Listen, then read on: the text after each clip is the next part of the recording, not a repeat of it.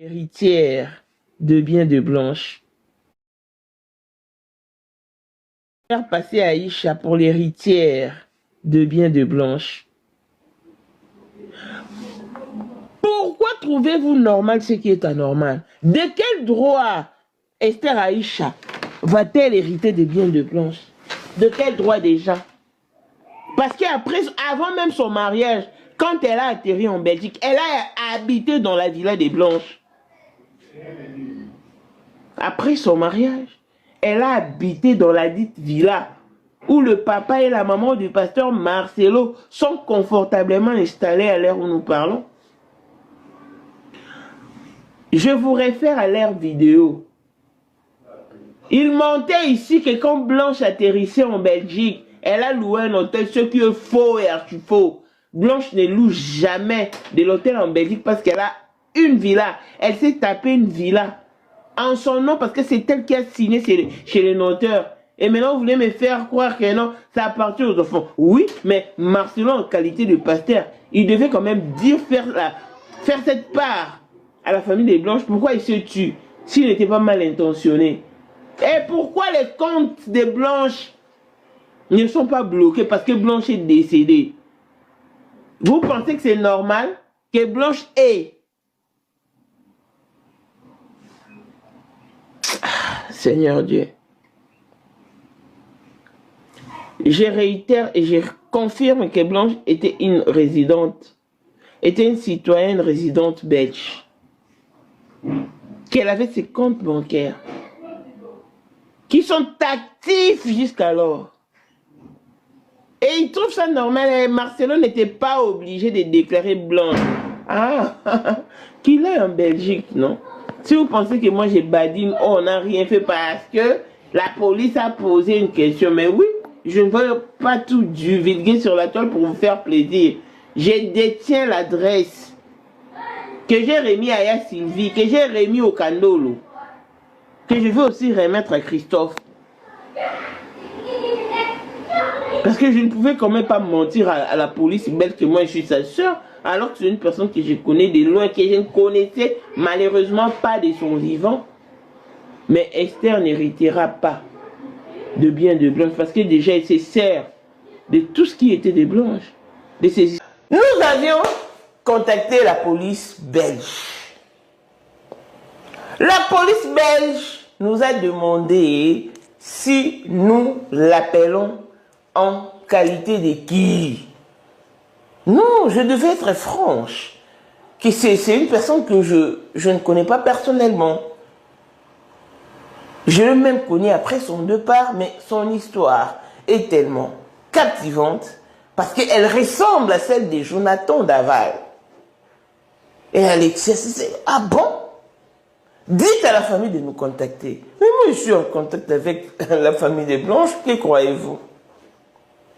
Il y a même une sœur de Blanche qui est... Parce qu'on doit commencer quand même par les débuts. C'est ça, la meilleure solution.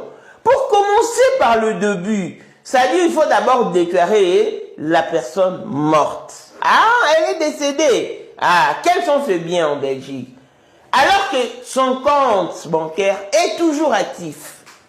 Vous imaginez. Mais qui utilise les comptes de Blanche? Qui utilise les comptes de Blanche?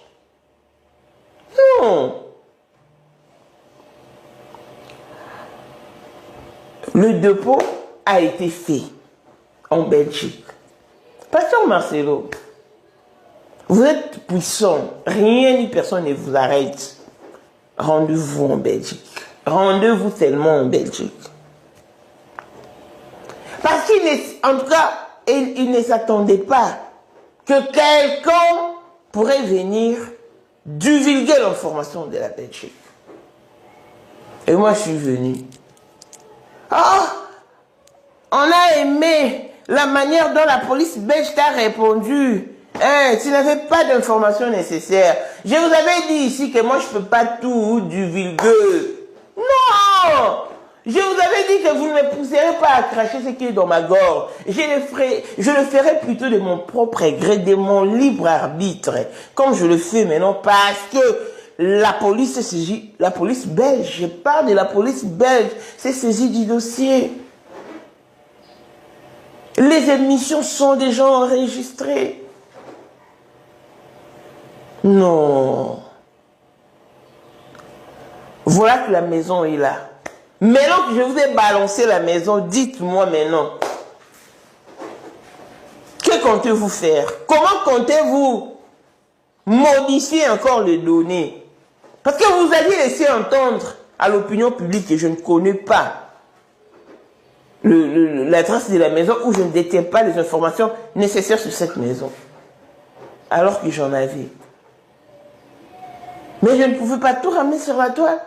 Il fallait d'abord que la justice se saisisse de l'affaire. Et après, je pourrais m'amuser là-dessus comme je le fais maintenant. Je vous ai balancé la maison et l'adresse.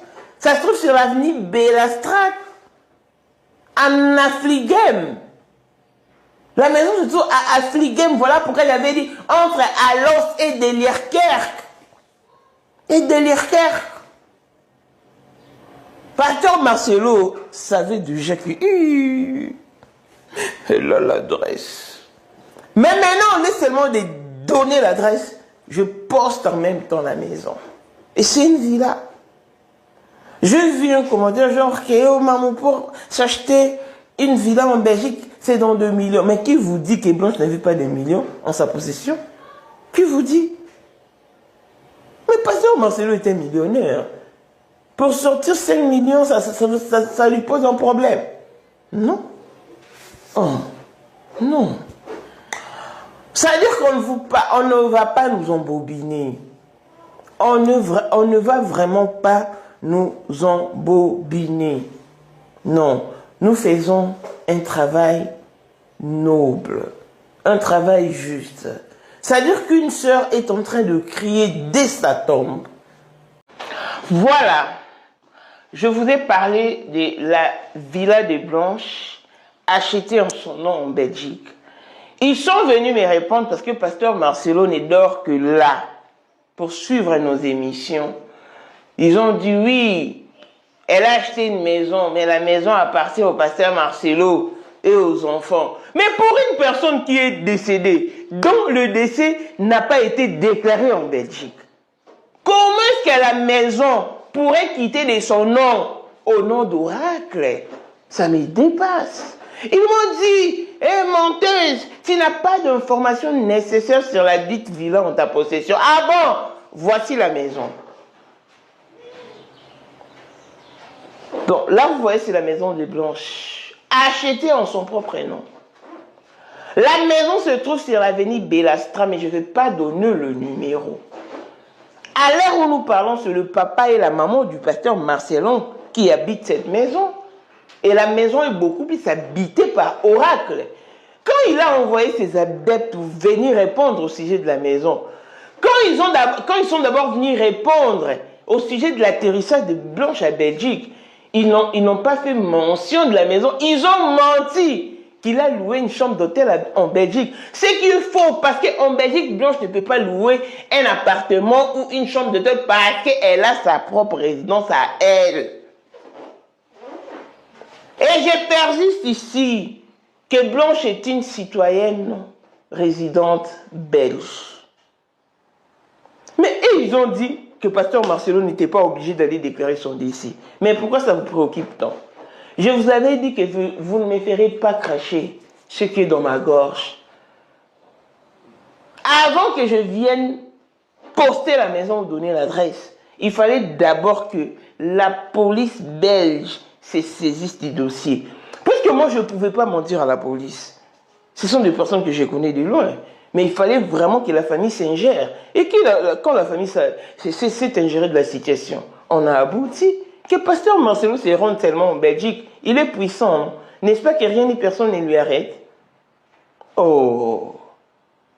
Au sujet des tabirs, et en tout cas, je vais encore réfléchir si je pourrais donner le nom de la personne qui lui a reconnu en Belgique. Mais si Blanche, qui a tout donné au Pasteur Marcelo, est partie sans rien emporter avec elle,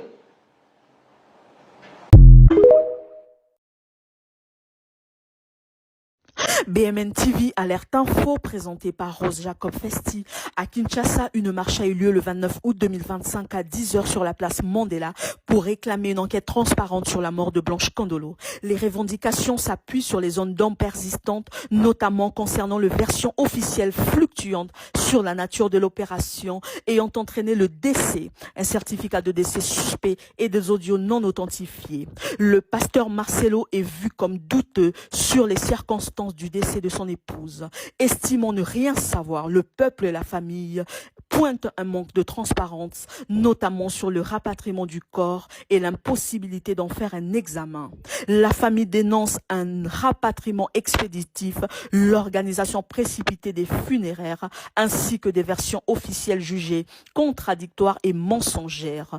Tenez-vous que le 29 août, le peuple s'est présenté devant l'ambassade de la Turquie. Un mot d'ordre a été remis par l'ambassadeur au vu du peuple de les arrêter.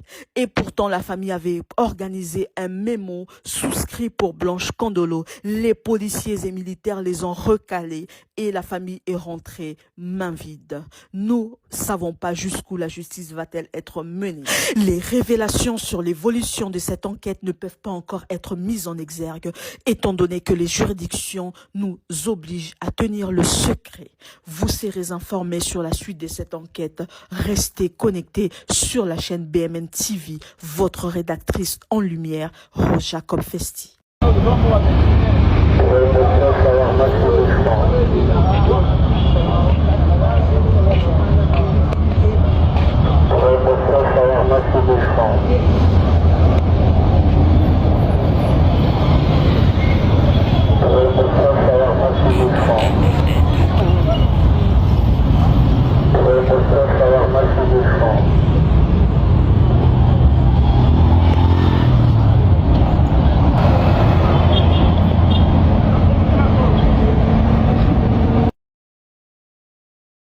Actualité sur l'affaire Blanche Kandolo, plusieurs personnes se demandent où en est la justice dans cette affaire.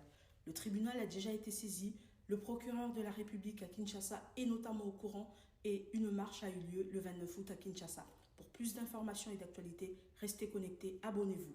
Merci aussi à vous d'avoir été fidèle au rendez-vous RTL Info. Les prévisions météo arrivent dans un instant. Ce soir, Luc Gilson à 19h avec toute la rédaction. Blanche akufaki place nini Istanbul a expliqué biso mwana biso akufaki na nini na opération nini bango baboyi koyamba biso à tout prix même mémoire yango tozoni yango même bapolisier na bango bakomi komenace biso bakomi koti oyo azali na kaka ya tenue civile babandi kotindika biso yango tozobisa bino na congolais monde entier Afrique nos frères oyo bozosoutenir biso oyo touti na ambassade ya Turquie mpo toyeba vérité eza te.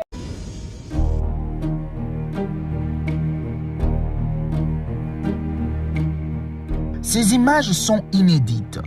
Loin de son ancienne réputation de mouroir, Makala s'embellit.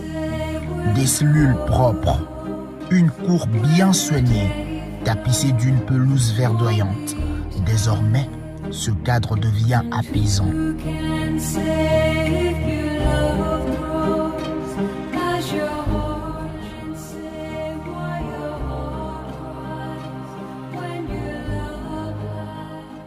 Selon Kolia Nabiso, vraiment, il y a échangé. Parce que depuis 2018, tout le monde a Kolia Vongolé.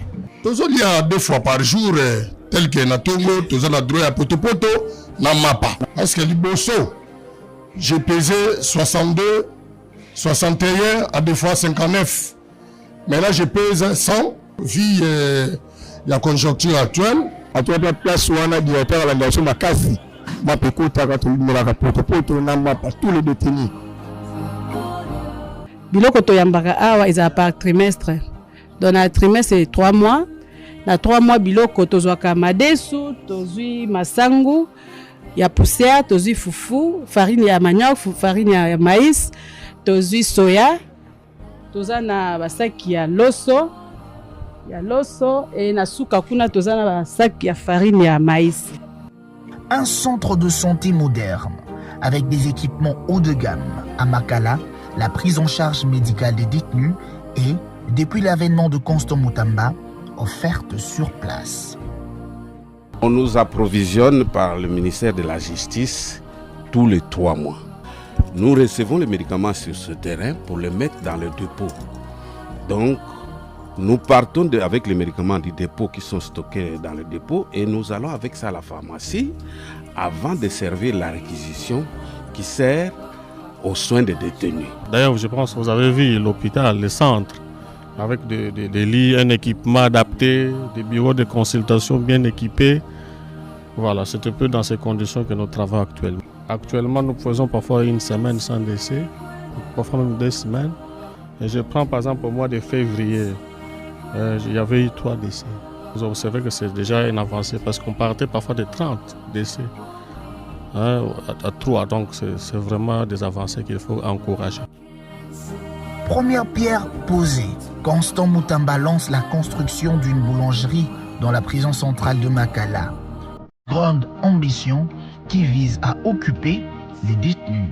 Donc, nous lançons ce jour la construction de la boulangerie de la prison centrale de Makala, qui servira à la production des pains par les prisonniers pour desservir la population de Kinshasa en pain.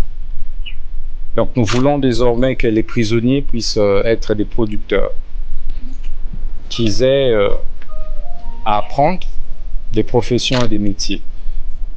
Nous sommes en partenariat avec le ministère de la formation professionnelle pour une série de formations en métier à l'endroit des prisonniers. Donc cette boulangerie qui est construite par un entrepreneur privé va permettre d'occuper le prisonnier mais en même temps de les payer.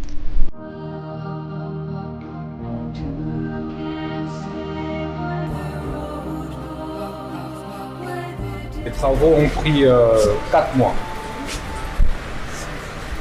On a commencé à construire ça de la première à la dernière brique.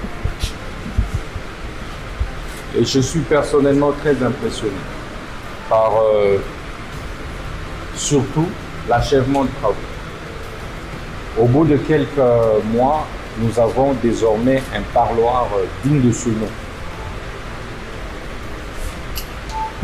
où les prisonniers peuvent effectivement recevoir leurs membres de famille parce qu'ils ne peuvent pas le recevoir dans leur cellule. Ici, nous sommes au camp de détention de Louzoum. L'empreinte de Constant Mutamba y est marquée par l'inauguration d'un nouveau bâtiment moderne dans cette prison située dans la province du Congo central. Comme vous le savez, depuis notre avènement à la tête du ministère de la Justice, il nous a été dicté par son Excellence Monsieur le Président de la République, chef de l'État et magistrat suprême, sous la coordination de Madame la Première ministre, d'améliorer les conditions de détention